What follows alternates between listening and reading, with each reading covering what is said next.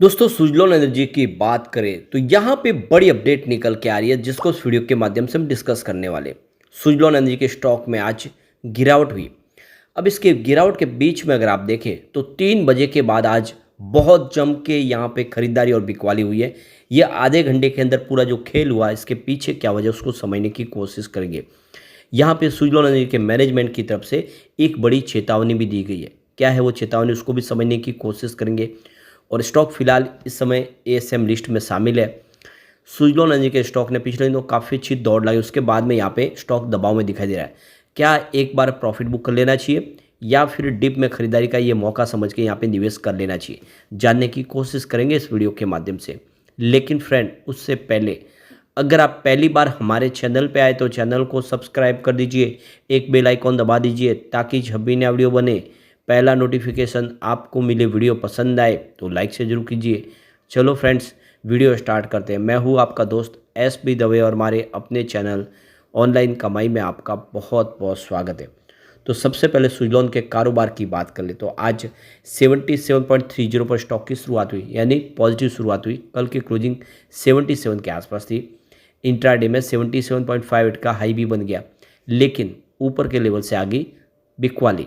तो देख सकते हो कुछ बड़े फंड हाउस ने यहाँ पे बिकवाली शुरू की जिससे 75.12 का लो बना। अंत में क्लोजिंग भी 75.70 के आसपास रही है। तो देख सकते हो कि स्टॉक कुछ पिछले दिनों से दबाव में दिखाई दे रहा है और स्टॉक अब 80 से नीचे उतरते हुए 75 तक आ चुका है। ये क्लियरली आप देख सकते हो कि स्टॉक काफ़ी दिनों के बाद 75 पे क्लोजिंग दी है। अब आप क्लियरली ये समझ ही सकते हो कि स्टॉक के अंदर जो एक तेज़ी का दौर शुरू हुआ था उस पर प्रॉफिट बुकिंग हावी हुई। अब आप देख ही सकते हो कि लगातार स्टॉक स्ट्रगल कर रहा है।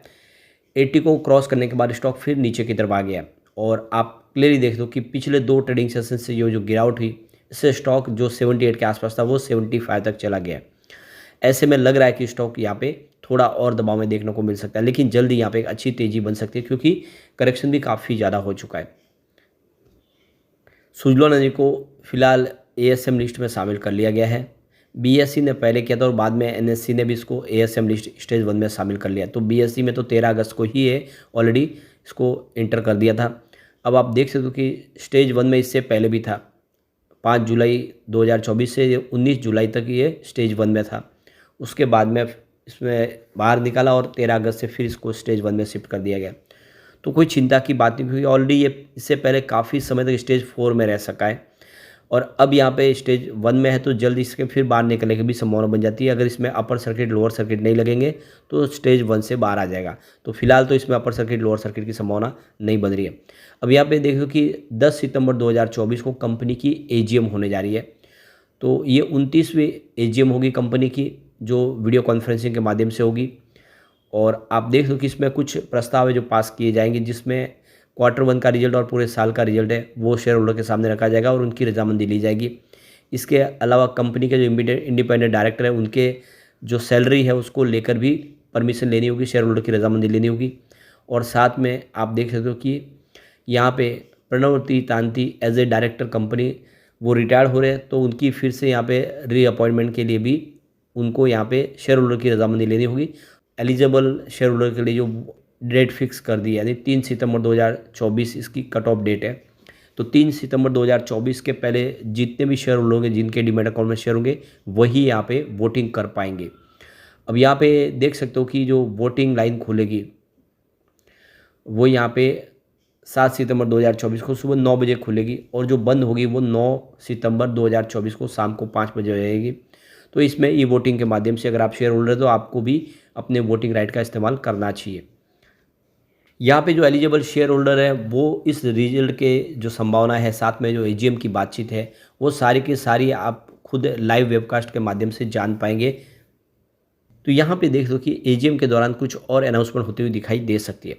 अब एक बड़ी चेतावनी जारी की है सुजलॉन एनर्जी के मैनेजमेंट ने। यहाँ पे देखो कि सुजलॉन एनर्जी के मैनेजमेंट की तरफ से कहा जा रहा है कि यहाँ पे कुछ लोग हैं जो सुजलॉन कंपनी के अंदर जॉब देने के लिए पैसे मांग रहे हैं।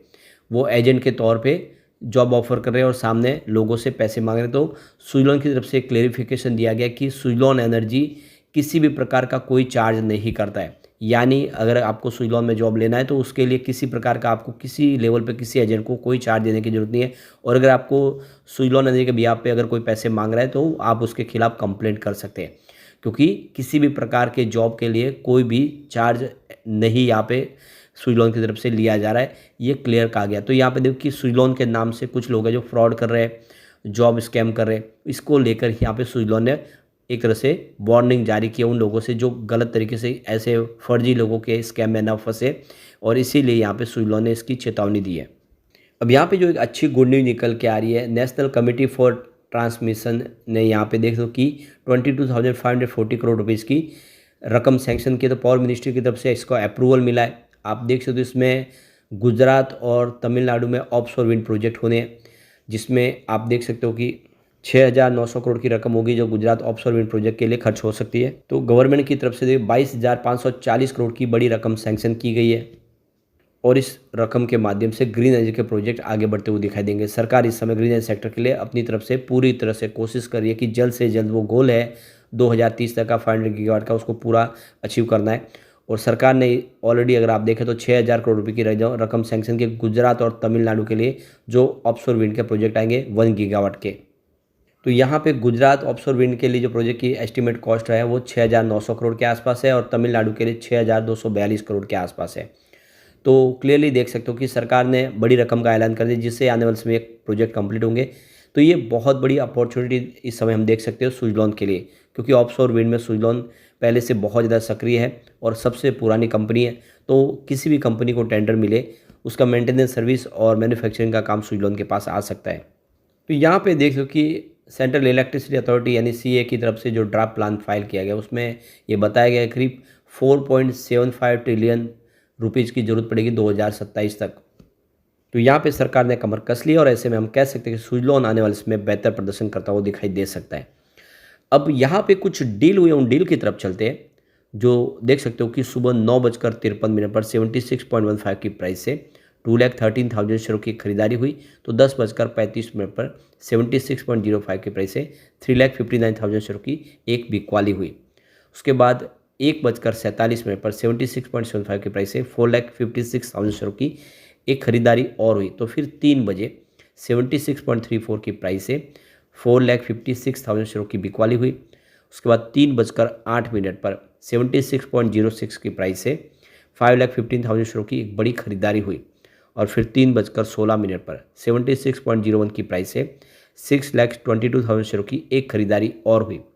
फिर 3:21 पर 75.74 की प्राइस से 4,25,000 शेयरों की एक बिकवाली हुई। तो 3:22 पर 75.67 की प्राइस से 5,34,000 शेयरों की शानदार खरीदारी हुई। और फिर 3:22 पर उसी समय 75.70 की प्राइस से 8,33,000 शेयरों की एक बड़ी खरीदारी और हुई। और फिर बाजार क्लोज होने के समय 3:26 पर 75.30 की प्राइस से 4,86,000 शेयरों की एक बिकवाली हुई। तो ये क्लियरली आप देख सकते हो कि 3 बजे के बाद में 2-3 बजे के बाद जो बड़ी बड़ी डील शुरू हुई वो बहुत ज़्यादा चौंकाने वाली है। यानी पूरे दिन बाजार में कोई खास यहाँ पे बड़े वॉल्यूम में कामकाज नहीं हुआ, लेकिन 3 बजे के बाद यहाँ पे कुछ बड़े फंड हाउस एक्टिव हुए, कुछ बिकवाली जरूर है लेकिन जम के खरीदारी हुई है। इस गिरावट का फायदा उठाया गया। जो बड़ी डील है वो ये इशारा करिए कि सुजलॉन में फिर से एक शानदार तेजी की संभावना बन सकती है। जो 3 बजे के बाद जो डील हुई है बाजार क्लोज होने के समय वो वाकई में काफ़ी बड़ी है। ऐसे में हम कह सकते हैं कि ये सुजलॉन फिर से तेजी से आगे बढ़ सकता है। लॉन्ग टर्म इन्वेस्टर के लिए बहुत ही अच्छा मौका है। एक गोल्डन स्टॉक है जो आने वाले समय आपको मालामाल कर सकता है। लेकिन फ्रेंड, कोई भी इन्वेस्टमेंट करने से पहले अपने फाइनेंशियल एडवाइस से बड़े ले लें या अपना खुद का रिसर्च करें, क्योंकि मैंने वीडियो आपके एजुकेशनल पर्पज़ के लिए ही बनाया। वीडियो पसंद आए तो लाइक से जरूर कीजिए और चैनल को सब्सक्राइब कर दीजिए। Thank you friends.